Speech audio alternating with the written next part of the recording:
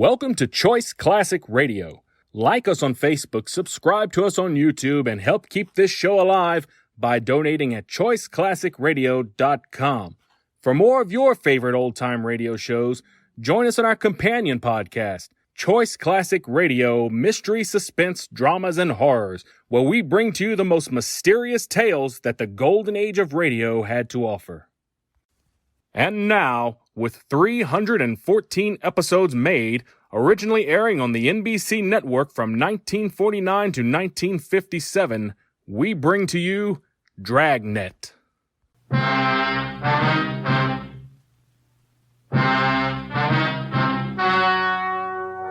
The story you are about to hear is true. Only the names have been changed to protect the innocent.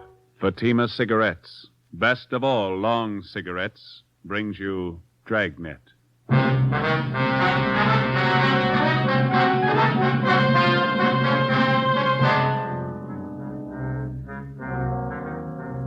You're a detective sergeant. You're assigned to robbery detail. A small bakery shop in your city is held up. A man and his daughter are shot down without reason. Your job, get him. If you want a long cigarette, smoke the best of all long cigarettes. Smoke extra mild Fatima. Yes, Fatima is the king-size cigarette which contains the finest Turkish and domestic tobaccos superbly blended to make it extra mild, to give Fatima a much different, much better flavor and aroma than any other long cigarette. That's why Fatima has more than doubled its smokers coast to coast. Enjoy extra mild Fatima yourself. Best of all, long cigarettes. It's wise to smoke extra mild Fatima. It's wise to smoke extra mild Fatima.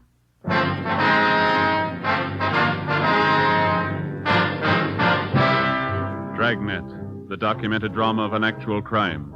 For the next 30 minutes, in cooperation with the Los Angeles Police Department, you will travel step by step on the side of the law through an actual case from official police files. From beginning to end, from crime to punishment, Dragnet is the story of your police force in action. It was Tuesday, November 3rd. It was chilly in Los Angeles. We were working the night watch out of robbery detail. My partner's Ben Romero. The boss is Captain Ed Walker. My name's Friday. It was 5 minutes to midnight when we got to 318 Silver Avenue, Stendel's bakery shop. Yeah? Romero and Friday sent for robbery. Hi, I'm Jacobs, Unit 16R. My partner Olson's back there in the shop talking to the owner. You answered the call, did you? Yeah, must have been a crazy man. Shot two of them down, cold blood. There they go in the ambulance now. Shot up pretty bad. Mm-hmm. Who runs the place? Swedish family named Stendal. Father, mother, two daughters. All four of them work in the bakery here. Mm-hmm. They all here at the time of the robbery? Yeah, the hold-up man shot the father and the oldest daughter. The mother and the younger girl are in the back, straight through that door. Okay. Thanks, Jacob. Right, Sergeant. Joe. On the side of the door here. Looks like a bullet hole. Yeah. Hey, Jacob, Yes, Sergeant. you want to call into the crime lab, ask them to send somebody out? All right. Thank you. Hi. You Olson? That's right. Romero and Friday sent for robbery. Oh, how are you? These are two of the victims, Mrs. Signey Stendhal. The girl's her daughter, name's Jennifer. Any other witnesses? Not so far. Neighborhood around here is pretty deserted this time of night. Hold-up man made a fast getaway. And two people who were shot. What kind of shape are they in? The father, Mr. Stendhal, he's got a bullet wound in the right shoulder. Older daughter's a lot worse. Her name's June. 19 years old. Shot 4 or 5 times through the stomach. Mm-hmm. You want to stand by? Right, yeah. Okay. Mrs. Stendhal, we're from robbery detail. Ja, how do you do? How do you do? Jenny, var snäll och se om sittplats för herrarna. 2 stolar. Yes, Mama. You will excuse me for not getting up, officer. I don't feel so well. That's perfectly all right, ma'am. Chair for you, officer. Well, thank you. I'll get it. Thank you very much. You and your daughter here were in the front of the bakery shop at the time of the robbery. Is that right, Miss Stendhal? No. Jenny was back here with her father. That's Lars, my husband. Uni and I were in the shop in front. Oh, who were you with, ma'am? Uni and I. Joe? Mama means June, my older sister. She calls her Junie. Yeah, Yun. Oh, well. You mind telling us what happened? Well, Yun and I was scrubbing the floor of the shop. Every Tuesday night we scrubbed the floor of the shop. Then this man came in and pointed a gun. He wanted our money. About what time did he come in? 11:15, 11:20. I don't remember for certain. He wanted our money, and I gave it to him. How much was that, ma'am? Igen, du vet. Hur mycket pengar var det förresten? $24. Yeah, $24. Just the paper money. He took it and put it in his pocket. Yun, my daughter, she started to cry. The man hit her. She cried some more. Then Lars and Jenny came running from the back. Yes, ma'am. The man pointed the gun. He made Lars and me and Jenny stand against that wall. But not Yun. He took hold of her. Jenny, hur ser du dig? Den vägen din mannen. Han var där. Yun. It was getting fresh with her, Mom. The man tried to get fresh with June officers. June hit him. He tried to drag her out the door with... Yeah, Yun hit him. Hit him good. Then he went like that, threw her against the counter and pushed June down. Crazy man. Crazy look. He kicked her. Mm-hmm. Then Lars, my husband, he ran at the man. He heard the gun loud, and Lars fell down. And I screamed. Yeah, and I screamed. I turned and I saw the man standing over Yun. He pointed the gun down at her. Yes, ma'am. Crazy look on him. He kept shooting her 4, maybe 5 times. Yun screamed. She kept screaming. The men ran out the door. It's all right now, Miss Linda. Had either one of you ever seen this man before? No. No, neither did I. Would you know him if you saw him again? Yeah, I think so. I would, officer. I got a good look at him. He was wearing a blue cap like a baseball player wears. Mm-hmm. How'd he get away? Was he on foot or did he have a car? Nobody followed him, but after he left, I heard a car start up down the block, and then it drove away. Do you have anything else to add, Mrs. Stendhal? I hope you catch the man. He's bad. Please catch him. Yes, ma'am. We're going to try. Jenny, var snäll att ge mig nickels ifrån kassan. Yes, Mom.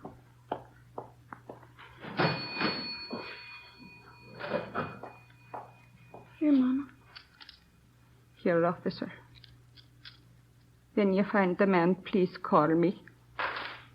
You keep the nickels. We'll call you.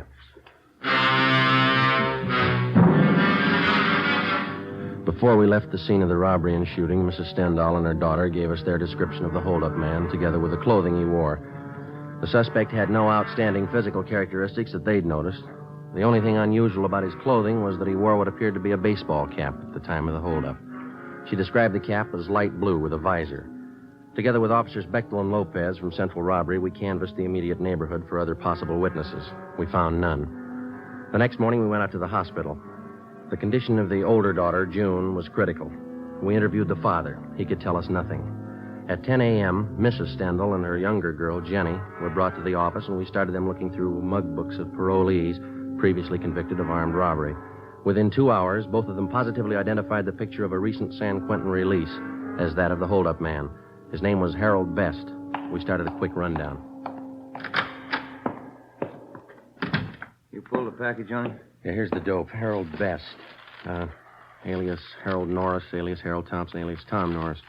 One term for armed robbery in Q. Got out 4 months ago. Ammo and description both match. How about the ex-con file? Did you check it? He's registered. Did you get a hold of his parole officer? Yeah, 2440 Excelsior Avenue is rooming house. Well, that checks with the ex-con files. Parole officer says Best went to work 2 weeks ago at a filling station over on Vermont. Yeah? Doesn't seem to be able to hold a job. Quarrelsome, run himself into debt. I got him. Robbery, Romero. Yeah, right. That's all, huh? Yeah. Right, Bob. Ray Pinker at the crime lab. They checked the slugs taken from the two victims. Yeah? They came from a .32 caliber revolver. Probably a Colt. Mm-hmm. Anything else? That's it. Not too bad a start. We've had worse. Yeah. Maybe we can make that phone call pretty quick. 2 p.m. Wednesday. Ben and I drove out to his rooming house at 2440 Excelsior Avenue, and we found that Herbert Best was still living there. We had the landlady show us his room. Besides the usual personal belongings, we came across nothing of consequence. After questioning the landlady, we drove to the service station on Vermont Avenue, where Best was supposed to be employed.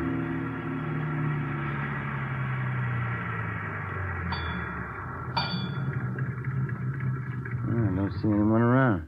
Oh, there's a fellow over there greasing your car in the rack. Oh, yeah.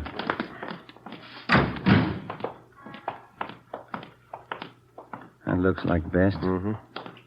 Hey, fella. You. Yeah? Can you tell us if there's a Herbert Best working here? Sure, I'm him. Why? Police officers would like to talk to you. Yeah? What's the matter? Routine investigation. Got a few questions for you.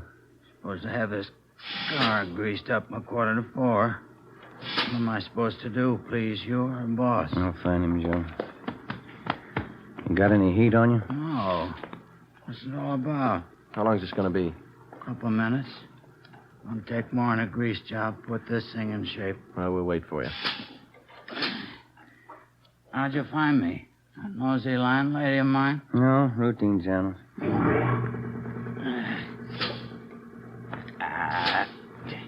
Every fettin' on this trap is froze. Piece of junk. Well, what's it all about? Got a few things to straighten out, Best. How long you been working here? You didn't drive out here for that. That's not your game.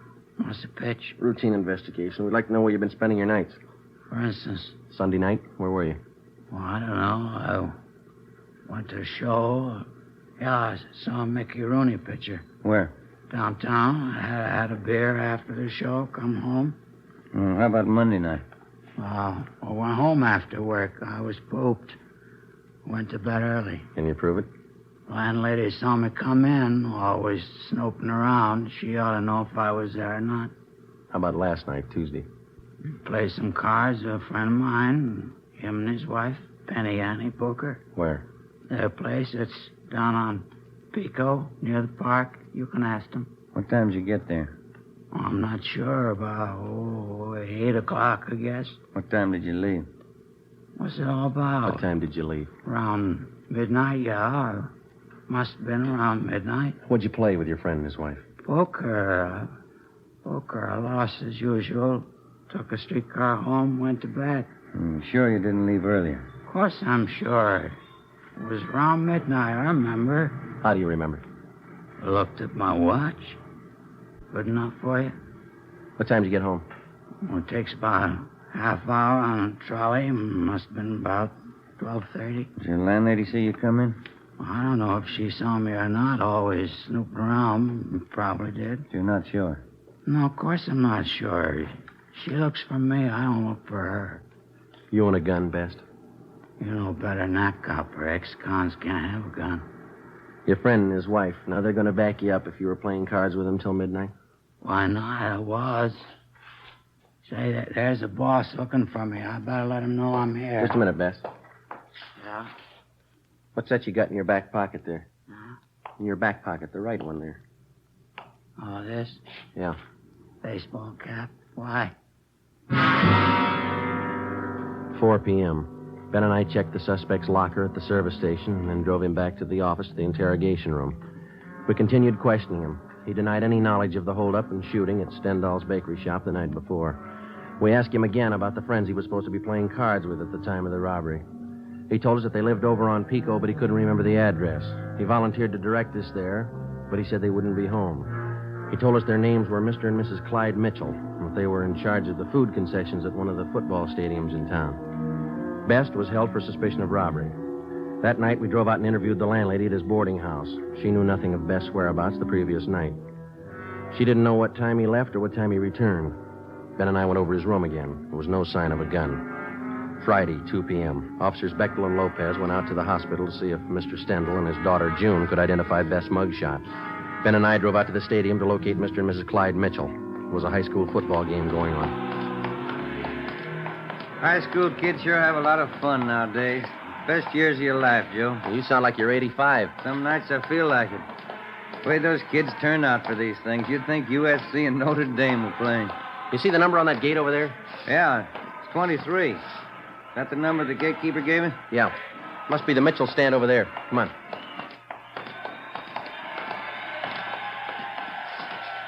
Oh, miss, can you tell us where to find Mr. and Ms. Mitchell? Yeah, around back of the stand. You're knocking on the door. Thank you. Yeah, come on in. You Ms. Mitchell? That's right. What is it? Police officers. Like to talk to you if you have a few minutes. All right, I'm having a bite of lunch, but come on in. Shut the door. Yes, ma'am. Thank you. Lousy food business. You never get a chance to feed yourself. Yes, ma'am. Hey, you care for some of these? New kind of potato chip. Revolutionary, it says. Oh? Mother Thompson's puff chips, flavored. Got all kinds, see? These here are a combination, see, garlic and eggplant. Sure tastes different. Have some? No, thank you very much. I would. Thank you. See, we're inquiring about a friend of yours, Ms. Mitchell. Maybe you can tell us something about him. Oh, who's that? Man by the name of Herbert Best. Herb? Yeah, old-time friend of my husband's. What do you want to know? You see him quite often, do you, Ms. Mitchell? Once, twice a month. Clyde and I play cards or go out bowling with him. Herb's pretty good company. Uh-huh. When's the last time you saw him? Early this week, Tuesday, I think it was. Sure, it was Tuesday. Let's see, yeah. It was. We played cards. Why? At your place? That's right, a little poker. Clyde and Herb and me. What time did Best get to your place, Ms. Mitchell? Right after I finished up with the dinner dishes, around 7:45, I'd say. Mm-hmm. How long did he stay? A couple of hours. We sat around, had a few drinks, played poker, nickel limit. What time did he leave? Do you remember that? A little before 10, I think. I'm sure of that, ma'am. It's important. Sure as I can be. Must have left before 10 because Clyde and I listened to the 10 o'clock news alone. Then we went to bed right after. Your friend Best tells us he didn't leave your place until midnight. Oh, that's not right. There must be mixed up. He left before 10, I'm sure of that. All right, Ms. Mitchell. Thank you. Say, I hope I haven't said anything I shouldn't have. I know Herb's an ex-con. Yeah, He likes to gamble. You're not checking up on him for Tuesday night, are you? that's right. You playing too much poker? We're not playing enough. 3:30 p.m. We located Mr. Mitchell, corroborated his wife's story, and then we went back to the city hall. Officers Bechtel and Lopez were waiting for us. They told us that they had seen Mr. Stendhal and his daughter, June, at the hospital. Both of them had identified Herbert Best's mugshot as that of the holdup man. At a show-up, Mrs. Stendhal and her daughter identified Best. We checked auto records for all stolen cars that might tie in. There were none. We then started to work on the theory that he had taken a bus from his friend's place where he had been playing cards to the Stendhal bakery where the shooting took place. Lopez and Bechtel rode the bus over the same route. It took 43 minutes. Plenty of time for Best to have gotten from one place to the other, even on a slow run. We interviewed the bus driver who'd been on duty that particular line Tuesday night between 10 p.m. and midnight. He identified Best as one of his passengers, but he didn't remember where he got off. The next morning, Ben and I met with Ed Walker, captain of robbery. Hi. How'd you make out? Just saw the deputy DA. Laid out the case for him. Yeah? We got the complaint. He'll be arraigned this afternoon. How strong a case you got? Well, each one of the Stendhal family identified Best. His alibi didn't stand up for Tuesday night. Uh-huh. And we got that bus driver. He tapped Best, too. And that blue baseball cap. All we need now is the holdup gun. I hate to spoil it for you. Hmm? This letter just came through in the mail. Have a look. Thanks. What do you think? I read in the paper this morning about Herbert Best. You've got the wrong guy. I'm the one who held up that bakery. Every detail about that robbery's written down in that letter. The information wasn't in the newspaper story. Nobody else but the hold-up man would know all those details. Yeah, wait a minute. Listen to this. Yeah? If you don't believe I'm the right man, I'll shoot up a couple of more jerks. Next time, I'll kill them. It's no crank letter. No, it isn't. You got the wrong man.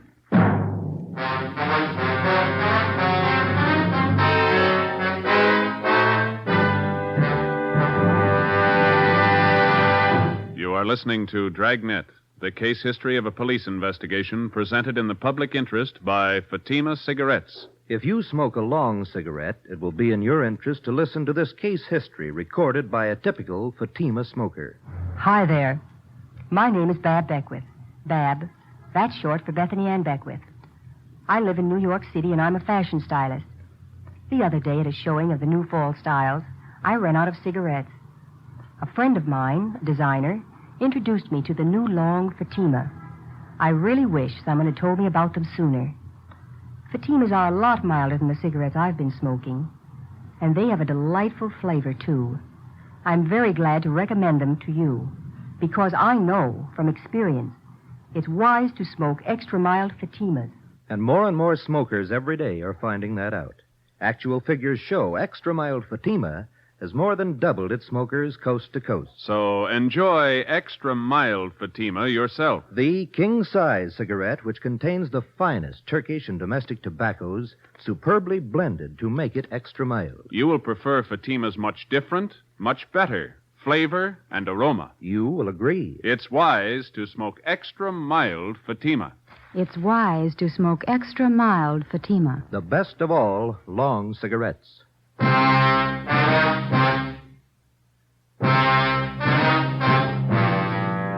After we received the anonymous letter in the mail confessing to the Stendhal Bakery holdup, we met with the deputy district attorney. We acquainted him with the new facts in the case. That afternoon, the charges against Herbert Best were dropped. We started again at the beginning. 10 a.m. Monday, November 9th. The members of the Stendhal family were again shown mug books of ex-cons with robbery records. This time they picked out 8 mug shots of known robbery men, each with a marked resemblance to the original suspect, Herbert Best. Together with officers Bechtel and Lopez, we started checking them out. The first 2 days, we tracked down 4 of the 8. All of the 4 were in the clear. 5:15 p.m., we got back to the city hall, the carpool. See any empty spots, Joe? No, but don't park it in any one of the city councilman's stalls. Yeah, I might get sore. Well, why don't you pull up here? Boyd will take care of it. Yeah, okay. That's good right here.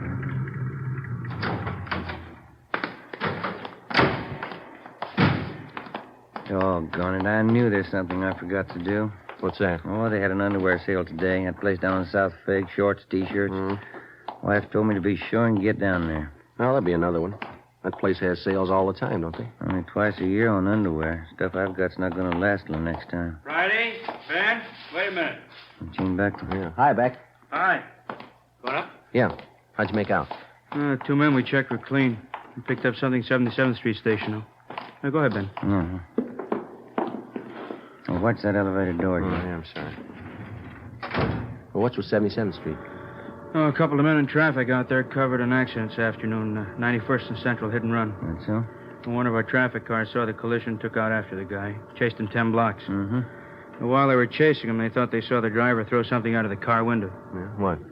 I'm coming to that. When they finally pulled the car over, gray coupe, the driver told him his shoulder was wrenched in the accident. He was on his way to his own doctor. Mm-hmm. Our men took him to 77th Street, had the doc there look at him. Yeah. Well, the doc was treating the guy. Only one of the officers was in the room. Mm-hmm. When he turned to get a drink of water, the suspect slugged him, then the doctor. Jumped out of the window, got away. Teletype's out on him. They went to an awful lot of trouble to beat a traffic rap. Yeah, that's the way to impress the boys out there. They got out of broadcasting the guy, went back to the spot where they thought they saw the guy toss this thing out of his car when they were chasing him. Did it pay off? They found a .32 Colt revolver. Russ Camp's checking it now over in the crime lab. What did they say the man looked like? Description measures pretty close to our holdup guy. I'll get it. Robbery Friday. Yeah, just a minute. See you back. Oh, thanks. Yeah. Oh, yeah, Russ. Yeah. Okay, fine, right. Russ Camp checked the .32 revolver with the slugs in the Stendhal case. Yeah. Positive make. The gray coupe, which the unidentified suspect had been driving, had been checked out by traffic officers at 77th Street Division. They had found that the owner and driver of the car was a man named Bruno Stock, a 2-time loser with a page full of major and minor crimes to his credit. We checked his mama sheet, and we got out a broadcast on him in an APB. A stakeout had been placed at his last known address. We picked up a sandwich and a cup of coffee for dinner, and then we started checking out Bruno Stock's relatives and friends. By 6 o'clock the following night, we still had no idea where he was. A little after 9 p.m., we got a call from an informant who told us that a Tommy Josephson, a small-time thief and reputedly a friend of Bruno Stock's, wanted to talk to us. We found him in a small apartment over on West 6th.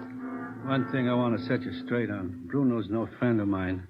He's in on the heavy rackets. No heavy racket man's a friend of mine. All right, we got it. Now where's Bruno? He came here tonight, 6:15. Moved right in on me. Didn't even ask me. What do you want with you? Now, you remember, Bruno's no friend of mine. Yeah, we got that. Now, what do you want? A gun. He knew I had one. I keep it for self-protection. You can't trust these heavy men. Did you give him the gun? Give it to him. He took it. Shook me down like a rat. Made me go out and buy dinner for him. My own dough. Had to bring it back here from. Yeah. Bruno's no friend of mine. What he does with that gun is his grief. It's out of my hands. When did he leave here? An hour ago, I think. Maybe a little less. Shook me down like a rat. Real heavy guy. Where was Bruno going? I don't know. He's crazy. All them heavy guys are crazy. Talk like somebody with a paper head. Did he tell you where he was going? See a friend of his over in Dogtown. Guy runs a bowling alley. Bruno's going to borrow his car. What for? He's heavy, I tell you. Said he was going out on a heist tonight. Did he ever write you guys a letter? Why? Well, he told me he was going to prove what he wrote to you. Crazy. I didn't get it at all. Yeah? Said he was going out to kill a couple of jerks. 9:30 p.m. We got the address of the bowling alley run by Bruno Stock's friend, and we called the office. An alert for the suspect was broadcast immediately. Together with Gene Bechtel and Lopez, we drove to the bowling alley. Ben and I went in. Bechtel and Lopez covered the outside. It's a good crowd. I wonder where they do business. I don't see any counter. No, neither do I. Oh, yeah. There it is. Way over in the corner. Oh, yeah. There's nobody behind the cash register. How about that fellow in the white T-shirt standing by the cigarette machine? Yeah, looks like he works here. Let's go. Joe, guy with him. Just turned towards Bruno, us. come on. He sees us. He's going for the back. All right, you, let's hold it up. Come on. He ducked in there to the right, Joe. Down behind the alleys. Hold it up, Stock. The window, Joe. Went right through it. Come on. Here. There he is. Get out. Joe? He's in there, Beck. Cover the front. Right. Over the fence, Joe. There he is. All right, give it back. Yeah. Come on.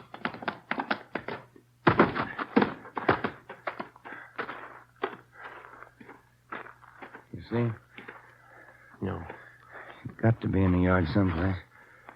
Yeah.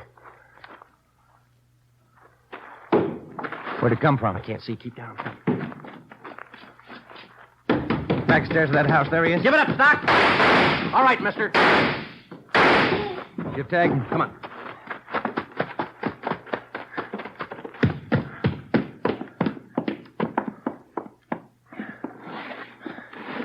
What's it look like? Wait a minute. It's a shoulder wound. You want to shake him down? Yeah. Joe? Ben? You all right? Yeah. Get an ambulance, will you, Beck? Right. I'll throw the cuffs on him, huh? Yeah.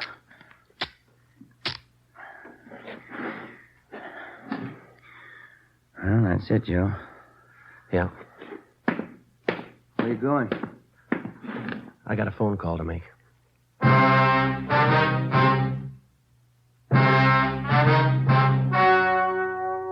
The story you have just heard was true. Only the names were changed to protect the innocent. On February 18th, trial was held in Superior Court, Department 84, City and County of Los Angeles, State of California. In a moment, the results of that trial. And now, here is our star, Jack Webb. Thank you. In the Record Bureau of all metropolitan police departments, there's a special file in which all known criminals are cataloged and cross-indexed according to identifying marks. Marks which help the working detective. And so, with the cigarette, the outstanding identifying mark of Fatima is quality. The careful selection and blending of only the finest Turkish and domestic tobaccos to make Fatima extra mild. Now, if you're a long cigarette smoker, you'll find, like I did, that every pack is extra mild. You'll find it's the best of long cigarettes. Smoke Fatima.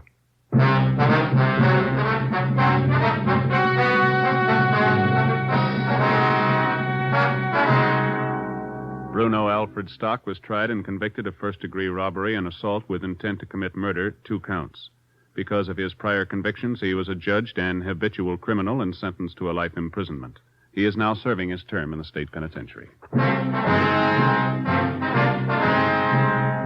You have just heard Dragnet, a series of authentic cases from official files. Technical advice for Dragnet comes from the Office of Chief of Police W.H. Parker, Los Angeles Police Department. Fatima Cigarettes, the best of all long cigarettes, has brought you Dragnet from Los Angeles.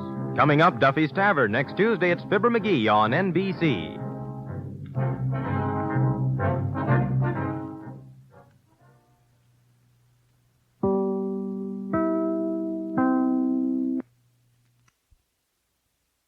That concludes today's episode. We'd like to thank you and remind you to donate at choiceclassicradio.com. Remember, your donations make episodes like this possible.